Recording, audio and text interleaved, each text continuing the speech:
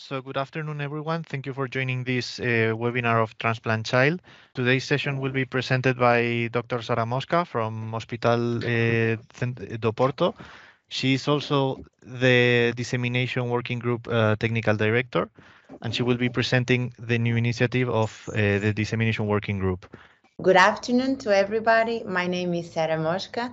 I am part of the Pediatric Nephrology Unit from Centro Materno-Infantil do Norte, which is a member of the Centro Hospitalar Universitário in Porto, Portugal.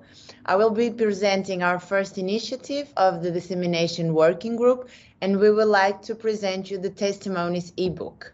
So our idea is to create a transplant child ebook of patient testimonies.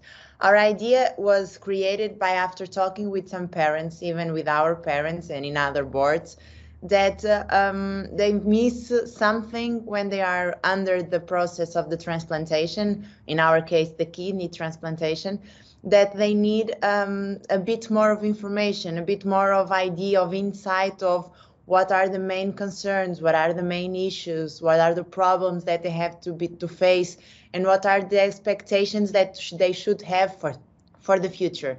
So our idea was created under these circumstances, and we would like to invite each center from TransplantChild to share with us a written testimony by 5 patients, or 1, 2, 3, 4, at least top of 5 patients, that can be written either by the patient or by the parents, depending on the age of the patient.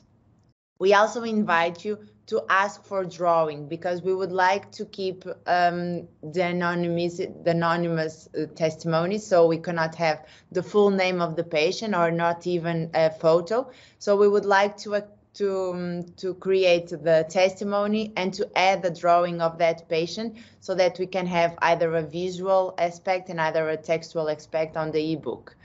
We would like also to have the ebook written in the mother language of the patient, so as the center. And we also would like to ask if the reference physician could translate that testimony to English, so that we can have another version with every testimony is written in English. After all the collection of the testimonies, we would like to standardize the English, so that will be on our side, so that we can have every testimony is revised and in proper English, as well as the mother language of the patient. We would like also to ask for a written consent and an informed consent, as some countries we would like to oblige to that informed consent. Others can waive that consent, as the patients are not fully identified. So we don't have their full name, we just have the first name or even just a draw. So probably if no name and no reference of the patient's identity is provided, no written informed consent is needed. So our guidelines for each center to propose to their patients to write the testimony would be a format of around 300 to a top of 400 words. And then we can have the patient ID. I will show you some examples in the future slides. They can have either the first name or other as preferred, so a nickname, and a drawing, and the age of the patient will be important for us to adjust the expectations and the information that is shared. We would like also to write the primary disease and the transplant type, if possible, the age at the transplant, what were the main concerns for the patient or for the family, what were the successes reported by them. And we would like also to ask for a message for the ones waiting for transplant, so a message from that patient to the other patients, also a message for other transplanted peers, so how was your life after the transplantation? What can you share with other people that underwent the same transplant as you? And the message also for parents and caregivers, and also for the health professionals. We can also add other additional topics if you have any in mind, so that we can create a more composed, a more complete testimony. So I will show you our first example, and take into account that our center is a kidney transplant, so we will have 2 examples from 2 patients who underwent kidney transplant. And our idea would be to have a big ebook testimony, but also to divide them within the main organs that are under the TransplantChild group, so that patients who will be submitted to a kidney transplant can only read those, to the ones with a hepatic transplant and so on. So our first patient is Ricardo, and he is 6 years old. The primary disease was a nephrotic syndrome and was following with a kidney failure. He was submitted to the transplant at the age of 6 years old, and the main concerns from his parents were the kidney rejection. The successes were the kidney function normalized. So the message they wrote for the ones waiting for transplant: it's a difficult period seeing your child's kidney function decreases daily, waiting and not being able to do anything about it. But suddenly, when the opportunity presents itself, everything changes all at once. We tried all kinds of treatments until we found out that only a kidney transplant would make a difference. We were trying different treatments since he was 1 year old, and nothing seemed to work until the age of 6. With this new kidney, he could stop dialysis and start a normal life.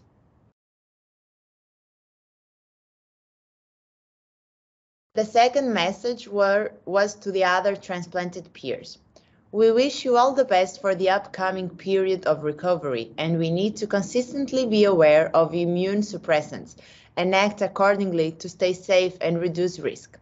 The message for parents or caregivers was: when things start getting more complicated and he had to start dialysis, and I want you to take into account that he only went to dialysis 1 to 2 weeks previously to the transplant, it was all new for me.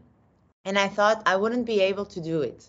But learning about the process during the training at the hospital was only possible by the support given from the dialysis center. We were learning for about 2 weeks about how to deal with the situation in the future. Luckily, the transplant arrived and we moved to a different stage. But I cannot forget all the work done and my gratitude for the personnel. And finally, the message for health professionals. We are eternally grateful for your consistent efforts and help in this long and stressful process. At CMIN, Centro Materno-Infantil do Norte, people work on a daily basis to provide the best healthcare possible. Doctors work together with nurses, auxiliary personnel, and logistics support towards their mission. We felt that everything was very well coordinated and made the process for our child easier. Special message for the doctors that have been with my son for the last 6 years. I will be eternally grateful for your work. I am 100% sure that you all did everything that you could on this process, and having this in mind, I wouldn't have changed a single thing in this process. So thank you from the bottom of my heart. This was our first testimony, and this was written as the voice of the patient, so as the voice of the children, but written by his parents. And then I will present you a different kind of testimony that was written by the mother of one of our patients. Oh, sorry. This is the drawing that Ricardo made according to the feel that in the feelings that he presented within the transplant, the kidney disease. So he has a good heart, the things that they want to be good, and the others, the things they would like to do after the kidney function normalized, so to play basketball and so on. So the second testimony, as I was telling you, was written by the mother of our patient. She was transplanted at the age of 14. After a whole process of exams, several hospitalizations, surgeries, and clinical treatments, behold, we were finally blessed by a donor, in this case, cadaver. The diagnosis of corticosteroid-resistant nephrotic syndrome had its inaugural episode at 4 years of age. From that moment, our life changed completely. As a mother, I tried to keep myself informed about the disease and kept my focus on helping my daughter to maintain a practically normal life, always combining my faith and hope in the results and in the medical and nursing team that we were privileged to meet in this arduous walk. Not always everything went well. However, with a balanced diet, no salt, healthy habits, and routines in conciliation with the medication that I always follow strictly, Mathilde remained stable for 10 years. Although she was always clinically monitored in several aspects, nephrology, pulmonology, cardiology, child psychiatry, endocrinology, and pediatric nutrition. At the age of 13, Mathilde started initially by undergoing peritoneal dialysis, and we had to rigorously learn all the inherent procedures. Then she had to undergo surgery and had to suspend and start hemodialysis 3 times a week in the hospital for 4 hours, and finally she went back to peritoneal dialysis with the help of a machine, a cycler, that did the nightly changes until the day she was transplanted after a few months on the waiting list. I feel tremendous pride in my daughter because although those treatments, the catheters she had, the scars that cover her body, she faced everything in a resilient way, without complexes, and there were also moments of understandable anger and frustration. Despite all this, she always attended school with great academic success and fulfilled the objectives she set for herself. Our motto has always been guided by always maintaining a life like any other teenager of her age, always combining and managing the disease in our lives as well as possible. To the parents of these children, I don't know how to express it, and only those who experience something similar are able to truly feel our states of frustration, impotence, anxiety, and the constant search for answers. While waiting for the last step, that is the transplant, then we find strength when we least expect it, and we have to accept this condition and live one day at a time. It's hard, but there's no other way. They are our children, face obstacles. There is no other solution. We have finally achieved the success we so long waited for in the 29th July last year. Be brave and living happily. So, after presenting our examples, our testimonies, we would like to ask you to send the testimonies within each center until the 15th of September. The idea is that as soon as you start collecting at least one testimony, to start sending the testimonies for us. I will leave you here our email so that you can send to us the testimonies. And if you find it important and in needing, you can also send us the informed consent also by email. And the idea is that as soon as you start gathering testimonies, start sending to us so that we can have the ebook ready and revise and standardize the English as soon as possible. If you have any doubts, you are free to write to us to ask everything you need important or every doubts or suggestion that you have. And thank you very much for your collaboration. I will just leave you the other slide. It will be the newsletter that was sent by the TransplantChild team. So here is the newsletter, and you can change the slide, please. And to finally present my last slide is that to invite you all to subscribe the ERN TransplantChild page in YouTube, so where you can find some videos that are important for your patients, but as well other webinars and theoretical reviews that were made from other doctors. So I hope you find the webinar interesting. I hope you find our idea of the ebook testimonies interesting and important to your patients, and that you are happy to work and to collaborate with us. So thank you very much for your attention, and I'm now available to any doubts or suggestions that may come. Thank you.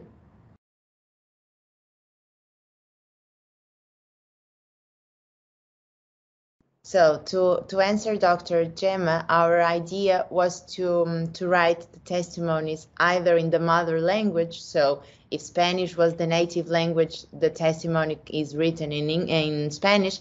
But we also ask for the other physicians, for the reference physician of the patient, to translate it to English so that we can have either version. So the mother language of the patient, but also an English version so that every patient can access to their testimonies.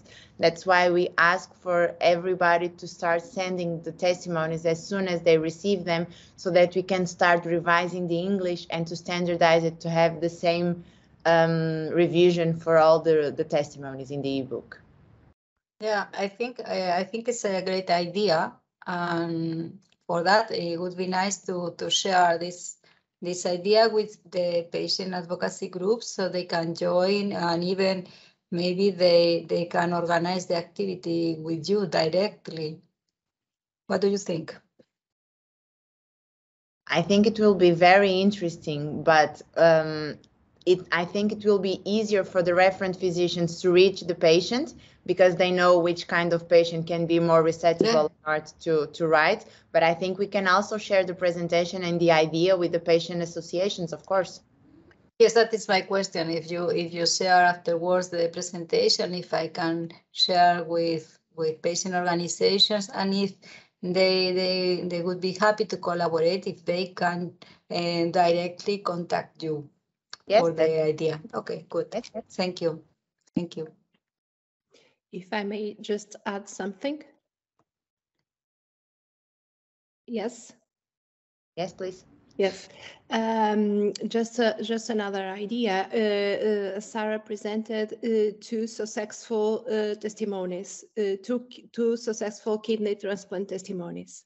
But it's also important, and if the patient can have that opportunity to have testimonies from the ones that maybe didn't go so well. So it will be also good for patients to know that not always things are going so well because they have acute tubular necrosis, because they have a rejection, they are going on the second transplant, something like that. So we had this idea because patients, they usually say that they don't have so many people to share their experience, to share. And it's also very important that we give them a realistic idea and realistic testimonies, if you all agree on that. And this can also be a very good tool for the patients association, of course. Yeah.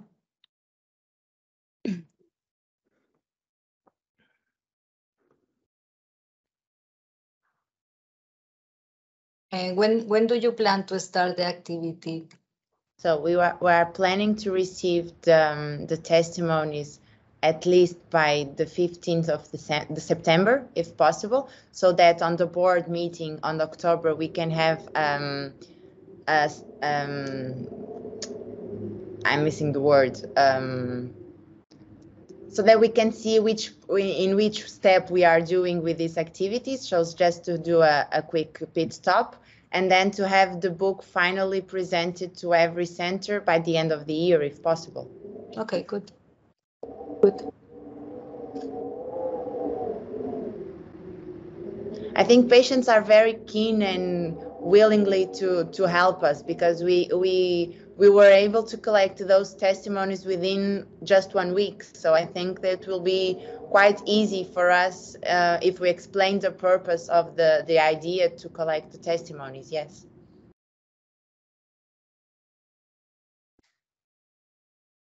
And just to add one thing, the second patient was a patient with not about the transplant, the kidney transplant, but she had a medical history that was not so easy and quite of some problems within the diagnosis and complications within the diagnosis.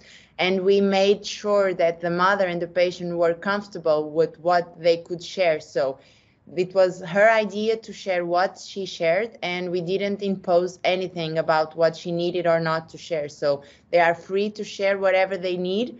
They don't need to share every detail, so we have to make them comfortable to share their experience. So if there are no more questions from the audience, I think we can end this meeting here. Remember that if while gathering the testimonies you come up with any doubt or any problem, we are always free to help you. So feel free to contact us anytime you need. Thank you everyone who has joined, and thank you Dr. Mosca and the team from Porto for this initiative. Thank you very much. Good afternoon. Bye.